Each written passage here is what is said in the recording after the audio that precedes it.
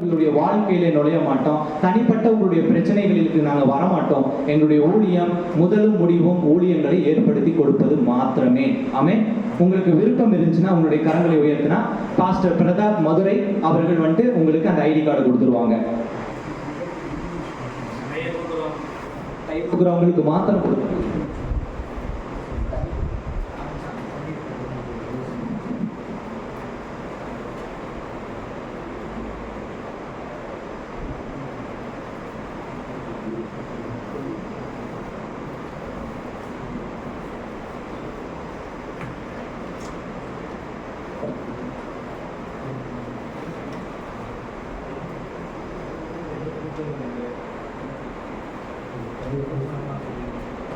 கொடுத்தீங்களா?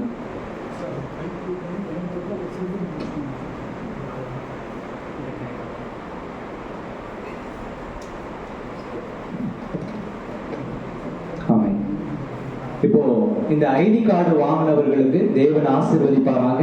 இது ஒரு மனுஷனுடைய விஷன் அல்ல, தரிசனம் அல்ல, தேவனுடைய தரிசனம். தேவனுடைய தரிசனத்தை சுமக்கிறவங்க யாவரையும் இயேசுவின் நாமத்தினாலே வருக வருக என்றவர்கள் எல்லாரும் கரங்களை தட்டி அவர்களை வரவேற்கலாம்.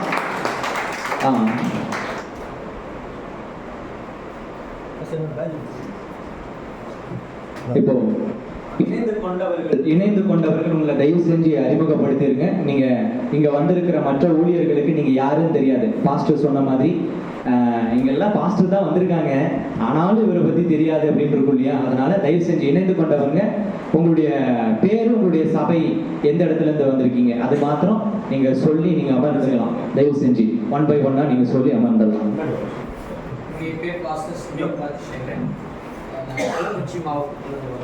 நூறுவலை என்ற கிராமத்தில் வானபுரம் தாலுகா நூறுவலை என்ற கிராமத்தில் சபை ஊழியம்.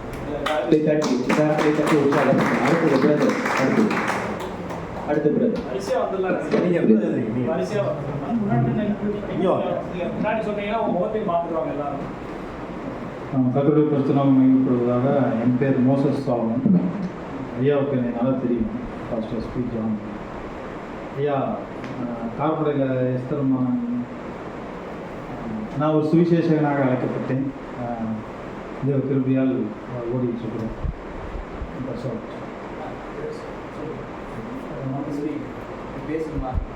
இல்லை நீங்கள் அறிமுகப்படுத்திக்கணும். இங்கே தான் கார்படை தான். நவ் ஐம் ஸ்டேயிங் இன் ஊட்டி. என்னுடைய ரிவைவல் லைட்னிங் மினிஸ்ட்ரீஸ், எழுப்புதலின் ஊழியம்.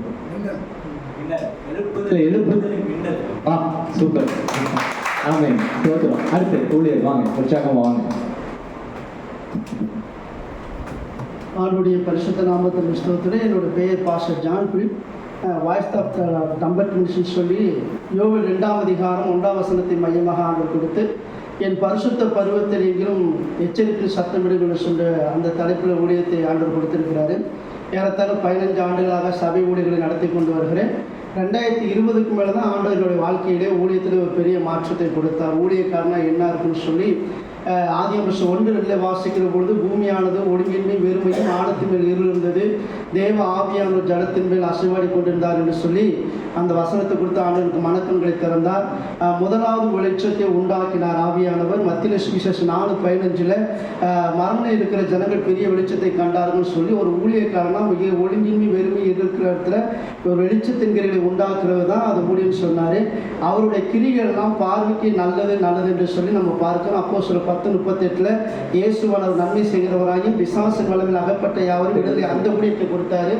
அந்த ஊழியத்தின் அடிப்படையில் ஆண்டவர் 2022 அநேக ஊழியர்களையும் திருச்சபைகளையும் தேவ பிள்ளைகளை திறப்படுத்த ஊழியத்தையும் வருங்காரியத்தை அறிவிக்கிற ஊழியத்தையும் ஆண்டவருடைய பிரதான கிருபையினாலே அப்புறம் என்ன சபைக்கு தீர்க்கதரிசியாகவும் ஜனங்களுக்கு தீர்க்கதரிசியாகவும் ராஜ்யங்களுக்கு தீர்க்கதரிசியாக எடுத்து இந்த 3 ஆண்டுகளாக நடத்தி வெளியே பயன்படுத்தி வருகிறார். எனக்கு சொந்த சபை உண்டு. சேலம் மாவட்டத்தில் இருக்கிறோம்.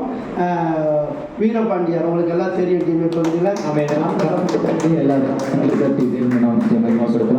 அடுத்து உங்கள் பேர், உங்கள் ஊழியர்களுடைய பேர், எந்த இடத்துல ஊழிச்சிருங்க, என்ன விதமாக ஊழிச்சிருங்க? கர்த்தருடைய நாமத்துக்கு மகிமை உண்டாதாக. என்னுடைய பேர் பால் ஆபிரகாம். நாங்கள் நாமக்கல் மாவட்டத்தில் ராசிபுரம் தாலுக்கா குருசாமி பாளையம் பிள்ளானூர் என்ற கிராமத்தில் கர்த்தருடைய ஊழியத்தை 14 வருடங்களாக செய்கிறோம். என் தகப்பனாரோடு பகுதி நேர ஊழியமாக ஒரு 10 வருடம், மொத்தம் 24 வருடங்களாக கர்த்தருடைய ஊழியத்தை செய்ய கிருபை கொடுத்திருக்கிறார். சுவிசேஷ ஊழியர்கள், சபை ஊழியர்கள், அநேக சபைகளில் சென்று பிரசங்கிக்கு கர்த்தர் கிருபை கொடுத்திருக்கிறார். கர்த்தருடைய நாமம்.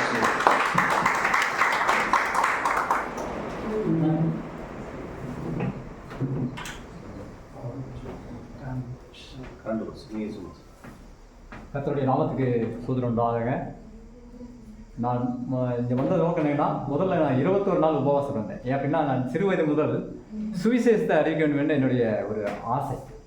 ஆனால் சில நேரத்தில் வேணா நான் என்னுடைய நண்பர்களோடு சேர்ந்து நான் என்ன மோசமான நிலைக்கு தள்ளப்பட்டு விடுவேன்.